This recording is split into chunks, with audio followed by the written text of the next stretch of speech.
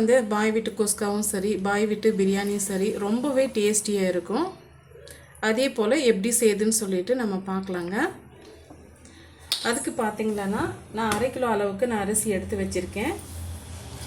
Oil நல்லா சூடாயிட்டு வரட்டும். Oil நல்லா சூடாயிட்டு வந்தோடனே மீடியமான ஹீட்டில் வச்சுக்கோங்க. இப்போ 2 பட்டையை வந்து சேர்த்துக்கலாம். நான் ஒரு பட்டையை வந்து 2 உடச்சி வச்சுருக்கேன். ஒரு ஸ்டார் பூ, 4-5 கிராம்பு, 4 ஏலக்காய், 2 மராத்தி மொக்கு, 2 பிரியாணி இலை. இப்போ இது கூடவே வெங்காயம் வந்து நான் சேர்த்துக்கிறேன். இது பார்த்திங்கன்னா 3 பெரிய சைஸு வெங்காயம்,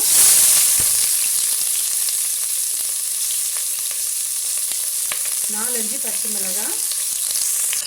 இப்போ இந்த வெங்காயம் ஓரளவுக்கு நல்லா கலர் சேஞ்ச் ஆகிட்டு வர வரைக்கும் நம்ம வதக்கி விட்டுக்கலாங்க.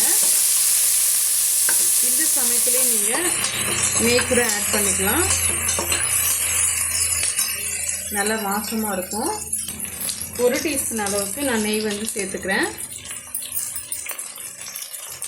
சேர்த்துட்டு இந்த வெங்காயம் ஓரளவுக்கு நல்லா வதங்கி வர வரைக்கும் நம்ம வறுத்து விட்டுக்கலாங்க. இப்போ வெங்காயம் ஓரளவுக்கு நல்லாவே கலர் சேஞ்ச் ஆகிட்டு வந்துடுச்சு. இந்த ஸ்டேஜில் ஒரு 2 டீஸ்பூன் அளவுக்கு இஞ்சி பூண்டு பேஸ்ட் எடுத்து வச்சுருக்கேன், சேர்த்துக்கலாம். சேர்த்துட்டு அதையுமே வந்து ஒரு 2 நிமிஷம் நம்ம வதக்கி விட்டுக்கலாங்க. ஒரு 2 நிமிஷம் நம்ம வதக்கி விட்டாலே போதும். இந்த அளவுக்கு நம்ம வதக்கி விட்ட பிறகு 2 பெரிய சைஸு தக்காளி பழம் கட் பண்ணி வச்சுருக்கேன், சேர்த்துக்கலாம். சேர்த்துட்டு இதையுமே வந்து நல்லா வந்து நம்ம வதக்கி விட்டுக்கலாங்க. ஓரளவுக்கு மசிஞ்சு வரட்டும். இந்த அளவுக்கு நல்லா தக்காளி பழம் மசிஞ்சு வந்த பிறகு புதினா இலையை வந்து சேர்த்துக்கலாம். ஒரு 1/2 கைப்பிடி அளவுக்கு நான் புதினா இலையை வந்து நான் சேர்த்துக்கிறேன்.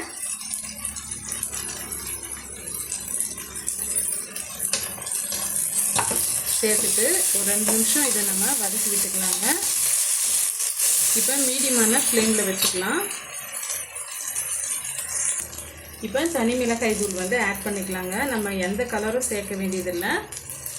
இப்போ எண்ணெயிலேயே வந்து நம்ம வதக்கி விட்டுக்கிட்டோம்னா கரெக்டான கலர் வந்து நமக்கு கிடைக்கும். சேர்த்துட்டு ஒரு நிமிஷம் நல்லா இது போல் வதக்கி விட்டுக்கலாங்க.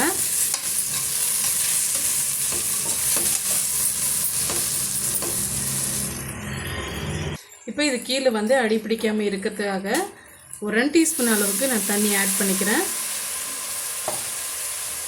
இப்போ இதை நம்ம நல்லா வந்து வதக்கி விட்டுடலாங்க. அந்த பச்சை வாடை போகிற வரைக்கும் வதக்கி விட்டுக்கலாம். ஜஸ்ட் வந்து ஒரு நிமிஷத்துக்கு நம்ம வதக்கி விட்டுக்கினாலே போதும். இது கூட வந்து நம்ம தயிர் வந்து ஆட் பண்ணிக்கலாங்க. தயிர் பார்த்திங்கன்னா இன்றைக்கி நம்ம 1/2 கிலோ அளவுக்கு தான் நம்ம எடுத்துருக்கோம். ஒரு 50 ml எடுத்துக்கிட்டாலே போதும். அதாவது 2லேருந்து ஒரு 3 டீஸ்பூன் அளவுக்கு தயிர் எடுத்துக்கிட்டால் போதுங்க.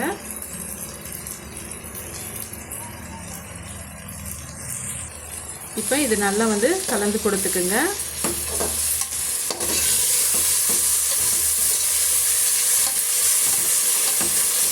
தயிர் சேர்த்து நம்ம வதக்கும் போது கீழே வந்து அடிப்பிடிச்சு வராது. அதே மாதிரி வெங்காயம் நம்ம வதக்கும் போதும் உப்பு சேர்த்துக்கிட்டாலையும் கீழே வந்து அடிப்பிடிக்காது. இப்போ பாருங்கள், நம்ம சேர்த்துன தயிர் வந்து நல்லாவே கரைஞ்சி வந்துருச்சு. இப்போ தண்ணியை வந்து நம்ம அளந்துட்டு சேர்த்துக்கலாங்க. சிம்பிளான இன்க்ரீடியன்ட்ஸ் தான். இப்போ பார்த்திங்களன்னா இந்த கப்பால் தான் நான் அரிசி அளந்து எடுத்துக்கிட்டேன். இப்போ 2 கப் அளவுக்கு நம்ம தண்ணி வந்து சேர்த்துக்கலாங்க. நான் வீட்டில் யூஸ் பண்ணுற அரிசி தான் எடுத்திருக்கேன். பாருங்கள், இப்போ நான் 2 கப் அளவுக்கு தண்ணி வந்து ஆட் பண்ணிக்கிட்டேன். இப்போ இந்த குஸ்காக்கு தேவையான அளவுக்கு நம்ம உப்பு வந்து சேர்த்துக்கலாங்க. கொஞ்சம் உப்பு கரைச்ச மாதிரி தான் இருக்கணும். அதனால் வந்து நான் 1 டீஸ்பூன் அளவுக்கு நான் உப்பை ஆட் பண்ணிக்கிட்டேன். இப்போ இந்த தண்ணி வந்து நல்லா கொதிச்சு வரணுங்க. கொதிச்சு வர்ற வரைக்கும் நம்ம வெயிட் பண்ணலாம்.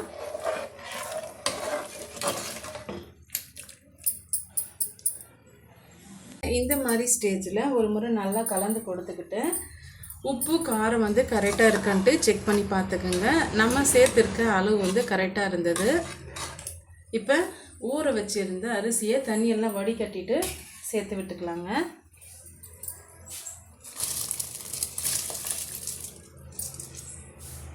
இப்போ இது கூடவே ஒரு 1/4 லெமனை வந்து நான் பிழிஞ்சு இதோடு சேர்த்துக்கிறேன். இப்போ நம்ம ஃபைனலாக தான் வந்து நம்ம சேர்த்துக்கணும்.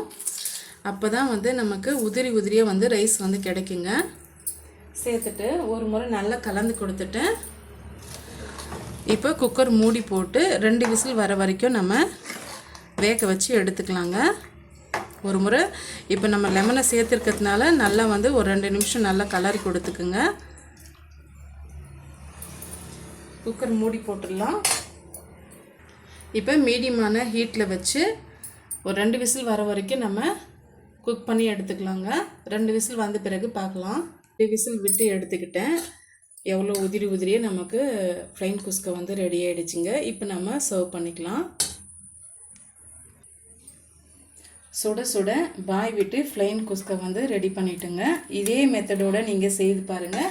பர்ஃபெக்டான ஒரு சூப்பரான பாய் விட்டு குஸ்கா இனி வீட்லேயே ரொம்பவே ருசியாக நம்ம சாப்பிட்லாங்க. இதுக்கு சைட் டிஷ்ஷாக பார்த்தீங்களன்னா ஊறுகாயும் வெங்காயம் இருந்தாலே போதுங்க. ரொம்ப டேஸ்டியான குஸ்கா வந்து ரெடி பண்ணிடலாம்.